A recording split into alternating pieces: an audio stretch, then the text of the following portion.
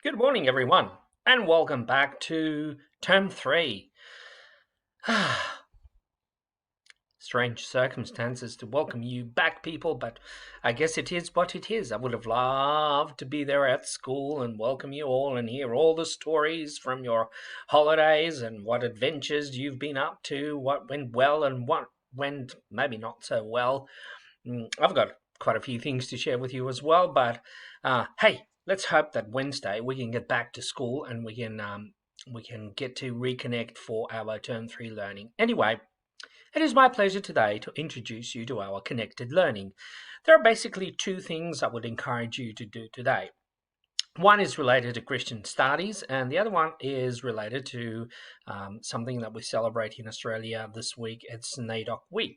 The purpose of NAIDOC Week is actually to bridge and to offer an opportunity for people who live in Australia to connect with the First People of Australia, with the Indigenous people of Australia. And the activity for today is for you to create your own dot painting. See, Aboriginal culture is actually an oral culture. They do not have they do have a written language now, but they did not possess a written language before European arrival.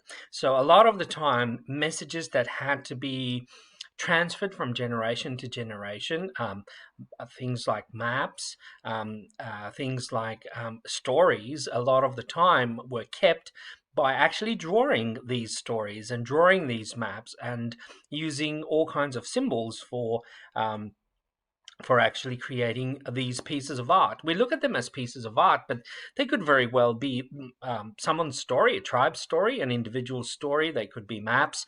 So the second activity for today is for you to create your own dot painting. But to go beyond just creating your own dot painting, I have attached a file with a number of Aboriginal symbols, and it would be very interesting to see if some of you can actually include those symbols in your dot painting.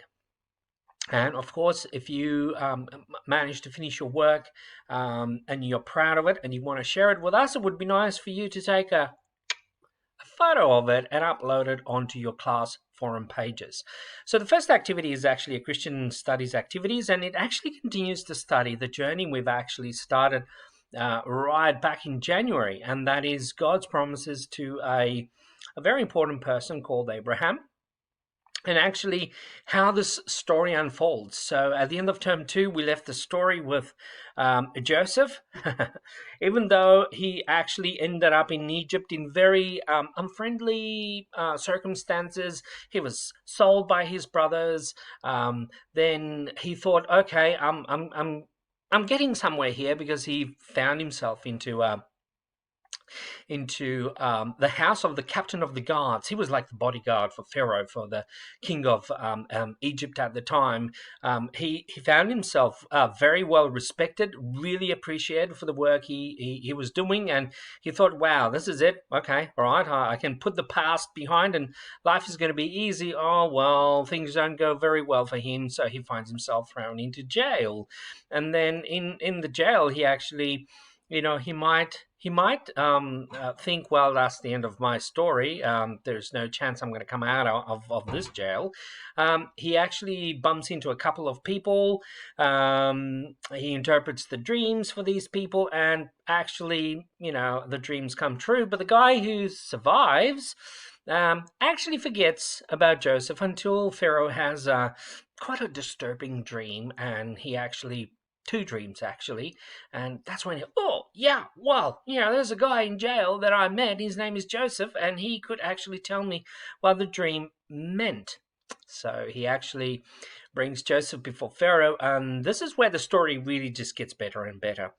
The famine, the shortage of food does come over Egypt and that area, that region, and because of that, Joseph is reunited with his family, with his father and his brothers and their families, and they move to Egypt. So the story of Exodus starts from where we left. So the whole family of Jacob, also known as Israel, is now in Egypt, and they've grown in numbers, and The Pharaoh that used to live during the time of Joseph actually passes away. Joseph passes away.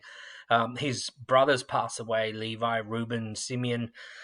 Um, and, a new king comes, a new Pharaoh comes, and things take a very nasty turn for the Israelites, because the Egyptians will enslave them and will do other nasty things that, if you watch the video that I've posted there, will explain in a bit more detail. So once you complete watching the video, I encourage you to do the word puzzle, and then I encourage you to maybe put to good use your origami skills. So I've attached a very simple file with instructions how to build a paper boat, and it would be nice if you could, hopefully you'll see the connection why a paper boat activity. Maybe you want to decorate that paper boat beautifully, and you might want to actually upload some photos of those things onto the class forum page. Okie dokie, people. That's pretty much everything I wanted to share with you. I'm glad we're back at school. I've enjoyed the holidays, absolutely. But to be honest with you, I am so glad to be back at school with you and, well, online with you, and hopefully, as of Wednesday, face-to-face back at school. So until then, I hope you have an enjoyable Monday, and I'll see you again mañana, tomorrow. Until then, bye-bye for me, for now.